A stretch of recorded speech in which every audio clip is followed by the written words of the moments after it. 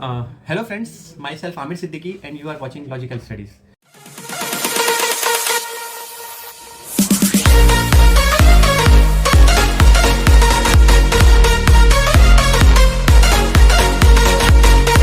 Last video में हमने करा था क्वेश्चन नंबर 8.1 एक्सरसाइज ट्रिग्नोमेट्री का। तो टाइम वेस्ट ना करते हुए फटाफट से स्टार्ट करते हैं क्वेश्चन नंबर 2। तो बेटा हम काफी सिंपल और इजी लैंग्वेज में इस चैप्टर को समझ रहे हैं क्योंकि बच्चों को ये काफी डिफिकल्ट ये चैप्टर लगता है। तो चलिए शुरू करते हैं। तो बेटा क्वेश्चन नंबर 2 है, देखिए यहां पर रीड करते हैं बेटा। तो क्वेश्चन नंबर 2 में लिखा है in figure 8.13 find tan p minus cot r। तो बेटा इसकी जो फिगर है ना यहां पर दे रखी है, ये फिगर यहां दे रखी है। तो मैंने देखिए यहां पर इस फिगर को ड्रॉ कर दिया है, आप देख सकते हैं यहां पर ये फिगर है और यहां पर हमें जो वैल्यू निकालनी है वो लिखा हुआ है। बेटा देखिए यहां पर सबसे पहले एक चीज समझते हैं कि एक ट्राइंगल दे रखा है और ट्राइंगल में 90 डिग्री वाला एंगल जो है वो क्यू है और ये चीज गिवन भी है और फिगर में हमें क्लियरली दिख भी रहा है। तो बेटा यहाँ पर 90 के सामने वाली साइड में हमको हमेशा से बता रहा हूँ कि यहाँ पर इसे हम हाइपोटेनियस बोलते हैं, 90 के ऑपोजिट वाली जो होती है साइड।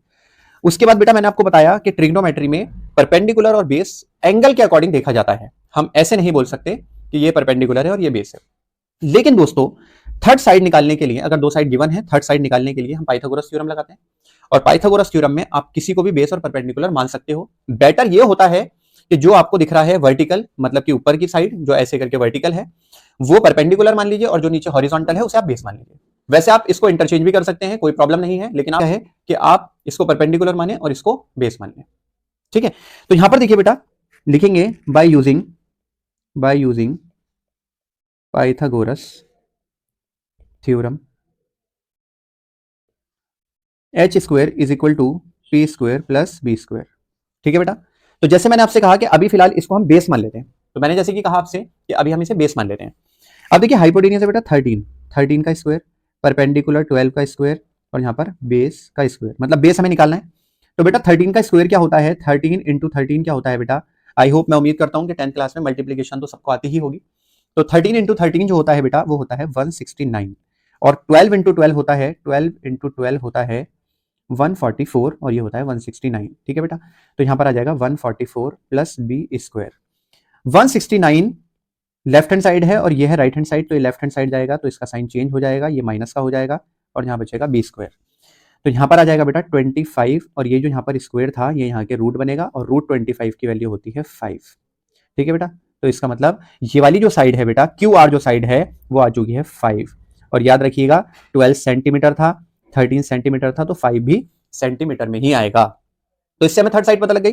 अब बेटा हमें वैल्यू किस चीज की निकालनी थी, तो वैल्यू हमें देखिए ऊपर निकालनी थी, यहाँ पर लिखा था कि हमें tan p minus cot r की वैल्यू निकालनी है। तो हम क्या करेंगे बेटा, सबसे पहले tan p की वैल्यू निकाल लेंगे। तो यहाँ पर हम सबसे पहले क्या करेंगे बेटा, यहाँ पर हम tan p की वैल्यू निकाल लेंगे, tan p। तो यहाँ पर हम बेटा tan p की वैल्यू निकाल लेंगे, tan p is equal to, तो सबसे पहले बेटा पंडित भद्री प्रसाद हर हर बोले वाले फॉर्मूले से हम यहाँ पर tan की वैल्यू, tan का जो प्रोपोर्शन होता है वो याद करेंगे। तो बेटा आपको याद होगा पंडित भद्री प्रसाद हर हर बोले सोना चांदी तोले। तो बेटा t जो होता है ये होता है 10, तो t का फॉर्मूला क्या हो गया, p upon b, perpendicular upon base, perpendicular upon base. अब देखिए बेटा यहां पर लिखा है 10 और यहां पर लिखा है, देखिए यहां पर लिखा है p, एंगल क्या है यहाँ पर बेटा p है। तो अब देखिए बेटा यहां पर ध्यान से समझिएगा, इस ट्राइंगल के अंदर p जो है बेटा ऊपर है नीचे नहीं है, नीचे r है और ये चीज गिवन थी क्वेश्चन के अंदर, ये हमने नहीं डिसाइड किया, ये क्वेश्चन में गिवन था, इसकी फिगर भी गिवन थी। यहां पर p है, तो बेटा मैंने आपको बताया था अगर p ऊपर है तो इसका मतलब बराबर वाला ये एडजेसेंट वाला क्या होगा, बेस, और ऑपोजिट वाला क्या होगा, ऑपोजिट वाला क्या होगा, परपेंडिकुलर। एडजेसेंट वाला बेस और ऑपोजिट वाला परपेंडिकुलर। तो बेटा यहां पर हम क्या करने वाले हैं, तो यहां पर देखिए tan p, p के अकॉर्डिंग परपेंडिकुलर क्या होगा, परपेंडिकुलर सामने वाला, ऑपोजिट वाला बेटा, ऑपोजिट वाला, कौन सा वाला, ऑपोजिट वाला, p के ऑपोजिट, ठीक है बेटा। और बेस क्या कौन सा होगा बेटा, एडजेसेंट वाला, ठीक है, एडजेसेंट वाला, ठीक है। तो यहां पर देखिए बेटा ऑपोजिट वाली साइड कौन सी है यहाँ पर 5 सेंटीमीटर और एडजेसेंट वाली कौन सी है 12 सेंटीमीटर। ठीक है बेटा, तो tan p की वैल्यू निकल गई यहाँ पर, tan p की वैल्यू निकल गई यहाँ पर। अच्छा बेटा अब देखिए यहाँ पर दूसरी वैल्यू हमें निकालनी है किस चीज की, cot r की। तो यहाँ पर हम निकालते हैं cot r is equal to, बेटा जैसे कि मैंने आपको बताया है कि साइन का जो इनवर्स होता है, मतलब कि साइन का जो रेसिप्रोकल होता है या ऑपोजिट भी कह देते हैं यहाँ पर, वो होता है बेटा कॉसेक, कॉसेक होता है। कहने का मतलब यह है कि अगर साइन का फॉर्मूला p अपॉन एच आ रहा है पंडित भजरी प्रसाद वाले फॉर्मूले से, तो इसका बेटा h अपॉन p आएगा। इसी तरह से कॉस का इनवर्स जो होता है बेटा वो क्या होता है, सेक होता है, और टेन का इनवर्स जो होता है बेटा वो क्या होता है, वो कॉट होता है। तो इसका मतलब ये हुआ कि अगर कॉस का फॉर्मूला बी अपॉन एच होता है तो सेक का एच अपॉन बी हो जाएगा, और टेन का अगर पी अपॉन बी है तो यहां पर बी अपॉन पी हो जाएगा। तो इसका मतलब ये हुआ कि कॉट का फॉर्मूला हुआ बी अपॉन पी। बी मतलब बेटा बेस और पी मतलब परपेंडिकुलर। मैं यहां पर ये लिख के दिखा रहा हूं आपको। अब बात करते हैं बेटा, बेस वो चीज होती है बेटा जो एडजेसेंट होती है एंगल के, और परपेंडिकुलर वो चीज होती है जो ऑपोजिट होती है एंगल के। ठीक है बेटा, ये बात तो हमने समझ ली। अब हम ये देखते हैं कि आर के जो आर जो एंगल है, आर जो एंगल है बेटा यहां पर ये दिख रहा है हमें इस ट्राइंगल के अंदर, आर जो एंगल है उसके देखते हैं बेस। बेस होगा एडजस्टेंट वाला, एडजस्टेंट मतलब बराबर वाला, मतलब कि क्या हो जाएगा 5, और ऑपोजिट क्या होगा बेटा, ऑपोजिट होगा पी क्यू, पी क्यू मतलब 12। तो यहां पर बेटा एडजस्टेंट आर के क्यू आर हो गया और ऑपोजिट हो गया पी क्यू। तो इसका मतलब यहां पर वैल्यू जो आएगी, तो एडजस्टेंट है 5 और ऑपोजिट है बेटा 12। तो इसका मतलब यहां पर tan p की वैल्यू भी हमने निकाल ली और cot r की वैल्यू भी निकाल ली है, और हमसे वैल्यू जो पूछी थी वो पूछी थी tan p minus cot r की। तो इसका मतलब ये हुआ बेटा, तो tan p की वैल्यू है 5/12 माइनस 5/12। तो बेटा देखिए दोनों की वैल्यू सेम ही आ गई, तो इसका मतलब ये कैंसिल हो जाएगा और आंसर कितना आ जाएगा बेटा, आंसर आ जाएगा 0। तो बेटा इसका आंसर क्या हो गया बेटा, इसका आंसर हो गया 0। शुरू करते हैं क्वेश्चन नंबर 3। तो बेटा क्वेश्चन नंबर 3 है, देखिए बेटा यहां पर लिखा है if sine A is equal to 3/4 calculate cos A and tan ए। ठीक है बेटा, तो यहां पर देखिए क्या डिफरेंट है क्वेश्चन नंबर 1 और 2 से। इसमें यहां पर लिखा है sine A is equal to 3/4। अब देखिए बेटा पहली चीज तो इसके अंदर कोई भी फिगर गिवन नहीं है, कोई भी फिगर गिवन नहीं है। दूसरी चीज यहां पर गिवन है कि साइन ए की वैल्यू इस बार दे रखी है 3/4। तो बेटा एक चीज देखिए यहां पर साइन ए का मतलब साइन का जो प्रोपोर्शन होता है वो क्या होता है बेटा, P upon H, perpendicular upon hypotenuse. ठीक है बेटा, अब यहां पर सर ये जो ट्राइंगल है हमने बना दिया है, अब इसमें कौन सी चीज परपेंडिकुलर है कौन सी हाइपो है। बेटा हाइपो तो देखो फिक्स है, ये तो हाइपो है। ठीक है बेटा, लेकिन यहां पर स्पेशल बात समझना, एक यहां पर ना ट्राइंगल का नाम नहीं दिया पहली बात तो कि एबीसी है, ना कोई ट्राइंगल गिवन था। जबकि आप देखेंगे क्वेश्चन नंबर 1 में ट्राइंगल का नेम गिवन था, बताया था कि राइट एंगल बी पर है। क्वेश्चन नंबर 2 के अंदर तो बेटा फिगर ही गिवन थी, क्वेश्चन नंबर 2 के अंदर तो बेटा फिगर ही गिवन थी। तो यहां पर देखिए थर्ड क्वेश्चन के अंदर यहां पर लिखा है साइन इज इक्वल टू 3/4। तो अब देखिए यहां पर परपेंडिकुलर की जगह परपेंडिकुलर, अब पहली चीज तो है परपेंडिकुलर है कौन सा, तो यहां पर बेटा साइन ए में यहां पर ये एंगल दिया ए, तो हम क्या करेंगे ना ए को ना नीचे ले लेंगे, याद रखना ए को नीचे ले लेंगे। ठीक है बेटा, अब सवाल ये है सर ए यहां ले लिया तो अदर नेमिंग क्या होगी, तो बेटा वो लिखने की जरूरत नहीं है, फिर भी हम लिख सकते हैं। जैसे यहाँ ए ले लिया है तो यहाँ पर बी ले लेते हैं और यहाँ सी ले लेते हैं। ये हमने अपनी मर्जी से लिया है बी और सी। ए कैसे लिया, क्योंकि यहाँ पर साइन ए दिया था इस वजह से हमने ए लिख दिया यहाँ पर। अब बेटा ए के अकॉर्डिंग देखो हाइपोटेनियस को हटाकर बराबर वाला ए के एडजेसेंट वाला बेस होता है और ऑपोजिट वाला परपेंडिकुलर होता है। तो इसका मतलब यहाँ पर परपेंडिकुलर गिवन है, परपेंडिकुलर कितना 3, तो ए के सामने लिख देंगे 3 और हाइपोटेनियस तो बेटा यहीं पर ही आएगा, हाइपोटेनियस कितना आ जाएगा 4 आ जाएगा। तो ये हो गया पी, ये हो गया परपेंडिकुलर।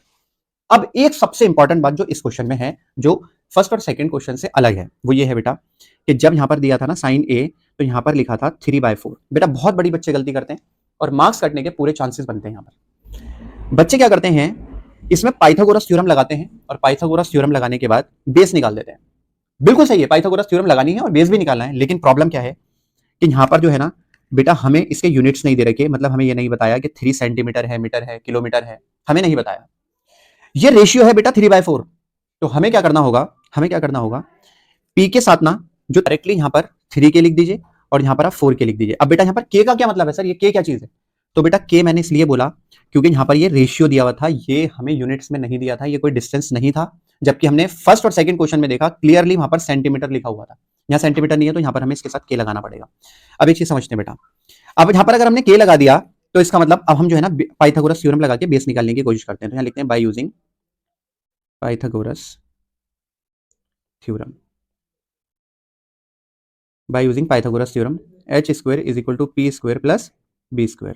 ठीक है बेटा, हाइपोटेनियस है बेटा 4k का होल स्क्वायर और p कितना है बेटा, p है 3k का whole square plus B square.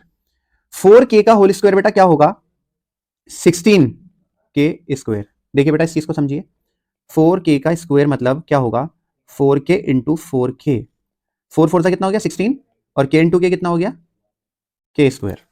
इसी तरह से 3k स्क्वायर हो जाएगा 9k स्क्वायर और यहां पर आ जाएगा बी स्क्वायर।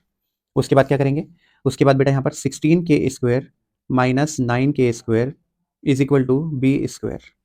16 माइनस 9 करके कितना आ जाएगा बेटा 7 के square is equal to B square. अब बेटा ये जो बी स्क्वायर है यहाँ पर, ये यहाँ पर आके रूट बन जाएगा, 7 पर भी आएगा और के पर भी आएगा। ठीक है बेटा, तो 7 पर तो रूट ऐसे आ जाएगा और के पे से स्क्वायर हट जाएगा क्योंकि के से कट जाएगा। ठीक है, तो इस तरह से बेस क्या आ जाएगा √7 के। क्या गया बेटा √7 के आ गया, ये बेस क्या आ गया √7 के। अब देखिए बेटा क्वेश्चन की रिक्वायरमेंट क्या थी, तो यहाँ पर देखते हैं क्वेश्चन की रिक्वायरमेंट क्या थी। यहाँ पर पूछा था बेटा cos A और tan A निकालना था, cos A और tan A निकालना था, cos A and tan A। तो cos A निकालना है और क्या निकालना है tan A। देखिए बेटा पंडित भद्री प्रसाद वाले मेथड से जब हम निकालेंगे तो cos A आएगा बेस अपॉन हाइपोटेनियस, ठीक है बेटा, b अपॉन h, और tan होता है p अपॉन b। बेटा tan का तो हमेशा अच्छे से याद रखना, p upon b, p upon b, p upon b, क्योंकि इसका जो नेक्स्ट चैप्टर है सम एप्लीकेशंस ऑफ ट्रिग्नोमेट्री, उसके अंदर भी tan का बहुत ज्यादा यूज होता है, इस फॉर्मूले का बहुत ज्यादा यूज होता है, p अपॉन b। तो यहां पर देखिए अब क्या है, हाइपोटेनियस की जगह बेटा आप क्या लिखेंगे, हाइपोटेनियस की जगह आप लिखेंगे 4k, हाइपोटेनियस की जगह क्या लिखेंगे 4k, यहां पर ये लिखा था बेटा 4k, ये रहा 4k। और बेस बेटा देखिए यहां पर एक चीज समझिए, बेस जब हम लेंगे तो बेटा एंगल तो यहां पर ए ही है ना, और यहां पर भी ए है, तो इसका मतलब ए हमने नीचे लिया था। तो देखिए बेटा बेस क्या होता है एडजेसेंट, ए के एडजेसेंट क्या है बेटा √7k, ठीक है बेटा। के से के कैंसिल हो जाएगा, क्या बचेगा √7/4। सिमिलरली बेटा tan ए में भी ऐसे ही करेंगे। बेस कितना है बेटा, बेस होता है एडजेसेंट वाला, तो क्या हो जाएगा √7, और परपेंडिकुलर कितना है बेटा 3, तो के दोनों जगह लगेगा बेटा पहले तो, और के बाद में रिड्यूस होगा, तो यहां पर ये सॉरी कैंसिल होगा। तो बेटा 3/√7 के दोनों जगह लगेगा, और दोनों जगह लगाने के बाद इसको कैंसिल आउट कर देंगे, तो ये हो जाएगा 3/√7। तो बेटा ये वैल्यूज आ गई हैं यहाँ पर इसकी, ठीक है बेटा। तो यहां पर इंपॉर्टेंट बात ये थी कि जब भी हमें रेशियो गिवन होता है, जैसे क्वेश्चन में sin A is equal to 3/4 लिखा हुआ है, तो बेटा यहां पर देखिए 3/4 जो ये लिखा हुआ है, 3/4 जो ये लिखा हुआ है, इसके साथ सेंटीमीटर नहीं लिखा हुआ, तो इस केस में हम क्या करते हैं, हम ना इसके साथ के लिख देते हैं, जैसे 3k लिख दिया और 4k लिख दिया, और उसके बाद जो भी इसका फॉर्मूला होता है बेटा उसके अकॉर्डिंग हम यहाँ पर ट्राइंगल के अंदर उसे मार्क करके पाइथागोरस थ्योरम लगाकर थर्ड साइड को निकाल लेते हैं, वो भी के की टर्म्स में निकलती है, और फाइनल उसके बाद जो चीज हमसे पूछी होती है वो निकालते हैं, तो के वहां पर पुट करते हैं, लेकिन के कैंसिल होकर लास्ट में आंसर में के नहीं दिखता है, ठीक है बेटा। तो बेटा इसका जो नेक्स्ट क्वेश्चन है बेटा, जो फोर्थ क्वेश्चन है बेटा, वो बिल्कुल सेम है बेटा, बिल्कुल सेम है, बस यहाँ पर क्या है, यहाँ पर जो ये क्वेश्चन है ना वो डिफरेंट फॉर्म में दिया हुआ है, जैसे कि यहाँ पर बेटा क्या लिखा है 15 cot A is equal to 8 लिखा है, तो बच्चे कंफ्यूज हो जाते हैं सर ये क्या है, तो यहाँ पर देखिए ये बहुत सिंपल है, आपको 15 को क्या करना है, 15 जो है cot A से मल्टीप्लाई हो रहा है, तो ये यहाँ आगे डिवाइड हो जाएगा, तो बात क्या हुई कि cot A is equal to 8/15 हो गया, तो उसके अकॉर्डिंग आप ट्राइंगल बनाइएगा, और ट्राइंगल बनाने के बाद जो A है एंगल A को आप नीचे लीजिएगा, और उसके अकॉर्डिंग कॉट का जो फॉर्मूला बेटा, कॉट जो होता है वो tan का इनवर्स होता है, और tan का फॉर्मूला क्या होता है P अपॉन B, तो इसका क्या होगा B अपॉन P होगा, उसके अकॉर्डिंग आप ट्राइंगल बनाइएगा और करने की कोशिश करिएगा, अगर नहीं होता है तो मैं आपको समझाऊंगा। और बेटा फिफ्थ क्वेश्चन भी बिल्कुल सिमिलर है, यहाँ पर बेटा ए की जगह थीटा लिखा हुआ है, थीटा मतलब आप ए ही मान लीजिएगा, इसमें भी जो आप ट्राइंगल बनाएंगे उसको आप नीचे ले लीजिएगा, बस थीटा, आपको एबीसीडी कुछ लिखने की जरूरत नहीं है, और इसमें आपको कैलकुलेट करने हैं सारे ही ट्रिग्नोमेट्रिक रेशियो, सारे मतलब सेक जहां पर दिया है, इसके अलावा 5 और बचे, साइन कॉस टेन कॉसेक और कॉट, तो सेक के अलावा 5 और बचे, वो पांचों आपको निकालने होंगे, ठीक है बेटा। तो ये दोनों क्वेश्चन आप जरूर ट्राई करिएगा। और इस वीडियो में इतना ही, अगर वीडियो अच्छी लगी तो प्लीज लाइक करिएगा और फ्रेंड्स के साथ जरूर शेयर करिएगा, क्योंकि उनके बहुत काम आएगी। Thank you so much.